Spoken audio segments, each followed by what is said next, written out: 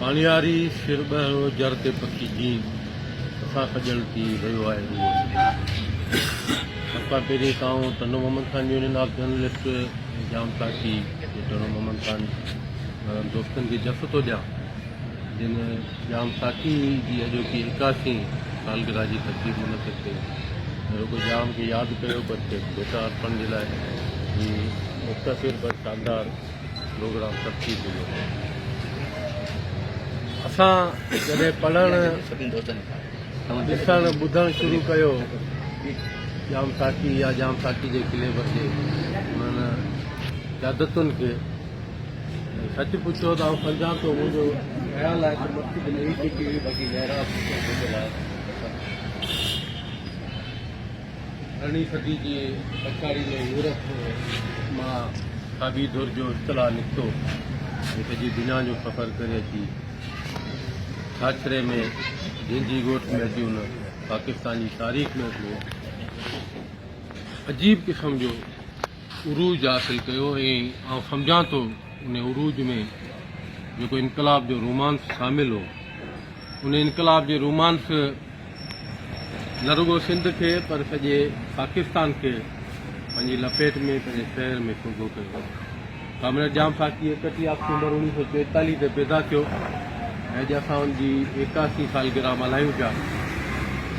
17 सालनि जी ॼमार में कामरेड जाम साथी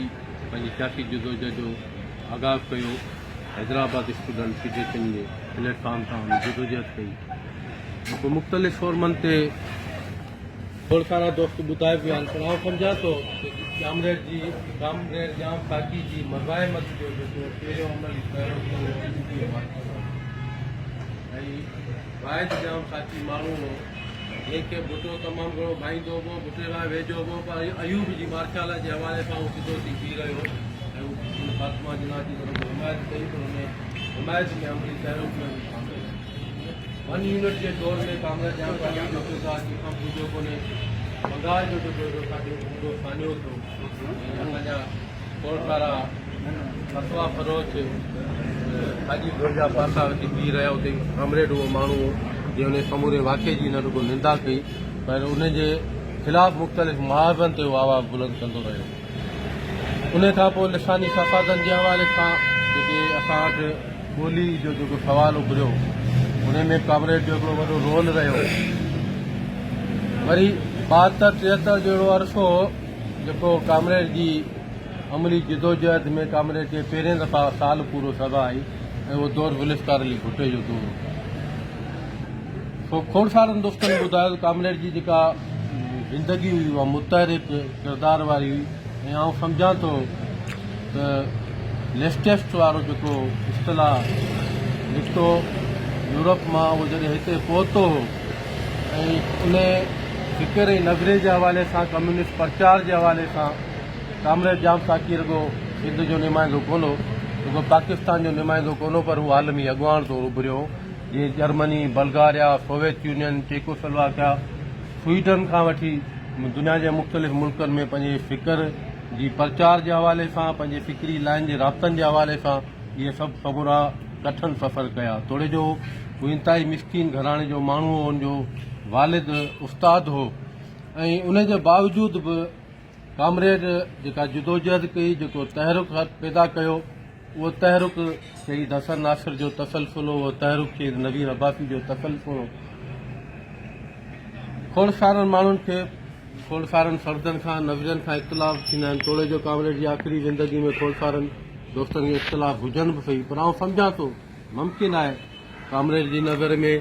उन्हनि हक़ीक़तनि जो पस मंज़र ऐं पेश मंज़र कहिड़ो हो ऐं असां आख़िरी टाइम ते हिते टाउन हॉल में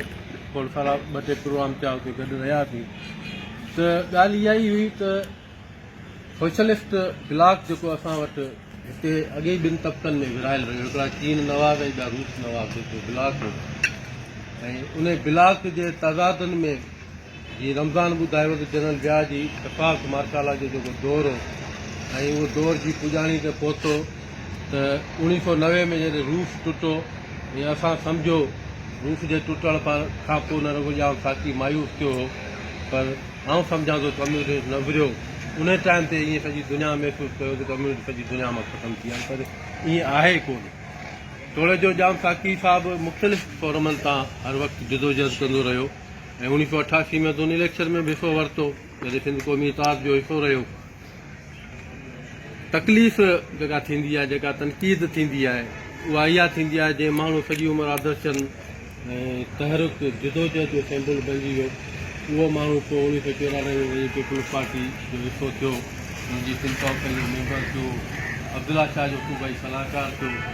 ऐं उन में बि आउं सम्झां थो कामरेड जाम साकी उहो वाहिद माण्हू हो। हाणे असां वटि मौजूदा सिस्टम में, मौजूदा समाज में 3 महीननि जी निगरानी काबीना में कोई सलाहकार थो थिए त उहो बि करोड़नि अरबनि जो मालिक थी थो वञे, वीगो ऐं रीवो खां घटि ॻाल्हाए कोन थो, ऊचनि ऊचनि बंगलनि में रहे थो। पर आउं सम्झां थो जाम साकी साहिबु इन्हनि 2 सालनि जे पीरियड में जॾहिं हू वज़ीर आला जो सलाहकार हो, शायदि ई को माण्हू अहिड़ो ॿुधाए या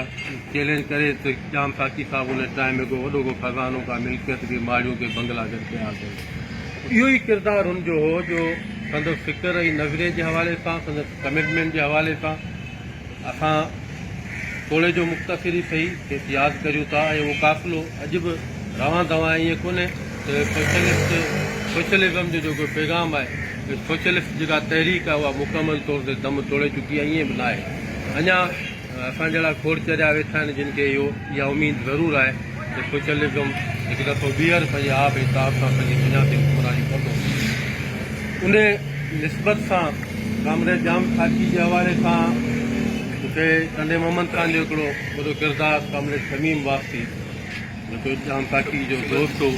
ऐं न उहो दोस्त हो, पर हू बि आख़िरी में उन बि उहा ई लाइन वरिती जेका कामरेड साहिबु वरिती। मूंखे हैरत थींदी आहे त कामरेड शमीम वास्ती 1930 में पैदा थियो, 1994 में हुन वफ़ात कई। 86 87 ताईं जाम जी व्याह जी मार्शाला में हू बता जो शिकार रहियो, मुख़लिफ़ जाम वारनि सां, शबीर शहर, जमाल नकवी, नवीर अब्बासी जी शादी में कामरेड शमीम वास्ती जो इंतहाई अमली किरदारु हो। मेहंदी जे रस्मनि खां वठी हुनजी शादी ताईं पचाड़ी जो जॾहिं अमीरा गांगुरो ऐं नज़ीर अब्बासी हैदराबाद में शिफ्ट थिया त कामरेड शमीम वास्ती जे माण्हू हुनजे घर अख़बार ते वठा एतिरो बाद में कंडे मोहम्मद ख़ान खे इहो हिकु हासिलु आहे।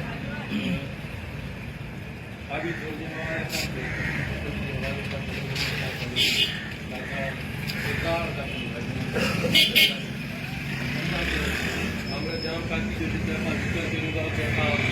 डॉक्टर अमीरुद्दीन कुरैशी खे पोइ था विसारे सघूं, मूंखे पीरज़ादी खे पोइ था विसारे सघूं, जेके लेफ्टेस्ट हुअण जी सूरत में खाबीदुर सां तहलुल रखण जी सूरत में जनरल व्याह जी मार्शाल में कंडे मोहम्मद ख़ान में पहिरीं व्याह जे ख़िलाफ़ चैकिंग करण वारा इहे माण्हू हुआ। तबक़ाती जदोजहद जे हवाले सां या क़ौमी सवाल जो जेको असां वटि हिकिड़ो तज़ाद रहियो आहे, ख़ासि तौर ते क़ौम परस्तनि ऐं खाबीदुर वारनि दोस्तनि जे हवाले सां, कामरेड जाम साकी उहो माण्हू हो जंहिं तबक़ाती क़ौमी जदोजहद में बि सिंध जो सवाल जेको, सिंध जो जेको मौक़िफ़ हो, सिंध जा जेके मसइला हुआ उन खे अवलियत ॾिनी हुई। ऐं सिंध जो को बि कामरेड जी हयाती जे समूरे सफ़र में को बि अहिड़ो मसइलो या अहिड़ो तहरुक, अहिड़ी जदोजहद न हुई जंहिंमें जाम साकी पंहिंजो अमली किरदारु अदा न कयो हुजे। ऐं उन समूरे अमली किरदार में कामरेड शमीम वास्ती चवंदो त सोशलिज़म ईंदो त सभु मसइला हल थी वेंदा। कामरेड हैदर बख्श थिबो, कामरेड हुसैन बख्श थिबो, अॼु बि उन ॻाल्हि ते दंद कोट थींदो आहे। पर आउं सम्झां थो असांजूं जेके मौजूदा वक़्त में क़ौम परस्त तंज़ीमूं आहिनि, उन्हनि जा आइन तव्हां खणी वेही पढ़ंदो, तव्हांखे उन्हनि जी बुनियादी जदोजहद जा जेके बुनियादी नुक़्ता आहिनि, क़ौम परस्ती, सोशलिज़म, सेक्युलरिज़म, जंहिं बि क़ौम परस्त जमायत ते तव्हां आइन वेही पढ़ो, हुन में पहिरियों जदोजहद जा बुनियादी नुक़्ता इहे मिलंदा। पोइ आउं सम्झां थो त हिकिड़ी 72-73 सालनि जी उमिरि में जाम साकी मुसलसल जेको पंहिंजी 33-34 सालनि जी अमली तहरुक में को अहिड़ो किरदारु हो जंहिं खाबीदुर जे हवाले सां न रुगो सिंध जी, पाकिस्तान जी, पर आलमी हैसियत मंझराई पंहिंजी हुन। ऐं उहो ई सबबु आहे जो जाम साकी जा जेके फॉलोअर्स आहिनि उहे अॼु बि थोरे जो उहे असलियत में लिकी किथे को न को कमु करे पियो। कंडे मोहम्मद ख़ान में अंग्रेज़नि ते घणनि जेतिरा दोस्त आहिनि उहे कमु कनि पिया। ऐं आउं सम्झां थो अक्टूबर इनकलाब जे हवाले सां सूमर जे ॾींहुं उन्हनि दोस्तनि बाल्शियोक इनकलाब ऐं मौजूदा दुनिया जे हवाले सां हिकिड़ो लेक्चर प्रोग्राम रखियो आहे। उन समूरे सिनारे में असां सम्झूं था त असांजी नई टही जेका आहे असांजो जेको नौजवान नसुल आहे उन खे ज़रूरत आहे उन साॻे दौर जी 70 या 80 वारे ॾहाके जी उहे साॻियो पढ़ण ऐं पढ़ाइण वारो अमल सिखण ऐं सेखारण वारो अमल रास्तो थी वियो आहे त असांजे खोड़ सारनि तरक़ी पसंद तंज़ीमुनि जे क़यादतुनि खे बि पंहिंजे तंज़ीम जी जुदोजहद जे बुनियादी नुक़्तनि जी का बि ॼाण कोन्हे का इंतिहाई अफ़सोसनाक ॻाल्हि इहा आहे त असां हाणे किताबनि मां हथु कढी छॾिया आहिनि असां पढ़ण वारे तरफ़ कोन आहियूं असां स्टडी सर्किल्स मां हथु कढी छॾिया असां कुझु सिखण जे लाइ तयारु कोन आहियूं ऐं सभु जा सभु असां इन इंतज़ार में को मौजूदो थींदो ई ठही चुकी आहे कि मालिक थी वेही रहंदासीं पर दुनिया मां सम्झां थो अलाए किथे वञी पहुती आहे ऐं मार्क्स जेको नज़रियो या जेको सोशलिज़म जो फ़िक्र आहे उहो सॼो साइंसी फ़िक्र आहे ऐं उन साइंसी फ़िक्र में असांखे जुदोजहद जा रस्ता